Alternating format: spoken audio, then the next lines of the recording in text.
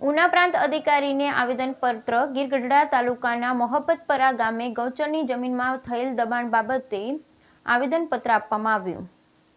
ગીરગઢડા તાલુકાના મોહબ્બતપરા ગામે સરકારી ગૌચરની આશરે 700 મોહબ્બતપરાથી 1000 વીઘા જમીન અસામાજિક તત્વો દ્વારા દબાણો કરી લેવાયા હોવાના કારણે પશુધન પાલકોના પશુનું ચણિયાચર ખુલ્લું નહીં હોવાથી મૂંગા ઢોર પરેશાન થતા હોય યુવાનો દ્વારા આ સરકારી ગૌચર જમીનની જાળવણી માટે સપ્રાપ્તિ કરેલ છે। હાલના સમયમાં મોહબ્બતપરા ગામમાં 1 એકર જમીન પણ પશુને ચરવા માટે રહી નથી, તેમ આવેદનકર્તાએ રોડ રસ્તા અને સીમ વિસ્તારમાં જવા માટે રસ્તા પર પણ દબાણ કરી લેવામાં આવ્યું છે, જે ખુલ્લું કરવા માટે યુવાનો મેદાને આવ્યા। હવે જોવાનું રહ્યું કે તંત્ર દ્વારા શું કાર્યવાહી કરવામાં આવે છે કે પછી પરિસ્થિતિ જેસે તેની તે જ સ્થિતિમાં યથાવત રહેશે। શું તંત્ર આખા આડાથી હાથ લેશે કે પછી આમને આમ જ ચાલ્યા કરશે?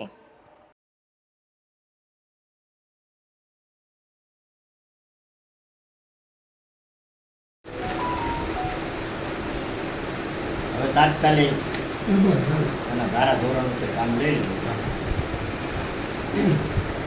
અગાઉ પણ અરજી આપવામાં આવી હતી ટીડીઓ સાહેબને, મામલતદાર સાહેબને અને ગ્રામ પંચાયત કચેરી।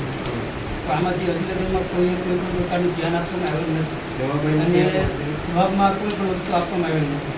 અને ટીડીઓ સાહેબે એવું મામલતદાર સાહેબે ટીડીઓ સાહેબને અરજી પાઠવેલી હતી તો ટીડીઓ સાહેબના ઓલામાં અંદરમાં આવે છે કે ટીડીઓ સાહેબ ધ્યાન દઈ ગયા। ગ્રામ પંચાયતના અને બધાને અધિકારીઓને મળ્યા તો અધિકારીઓમાં કોઈ પણ નથી આવ્યું। તો અમારા ગામમાં તાત્કાલિક થોડું કામ ખાલી થાય એ આ સભ્યને નંબર વિનંતી। સરપંચ છે કે વહીવટદાર? સરપંચ છે।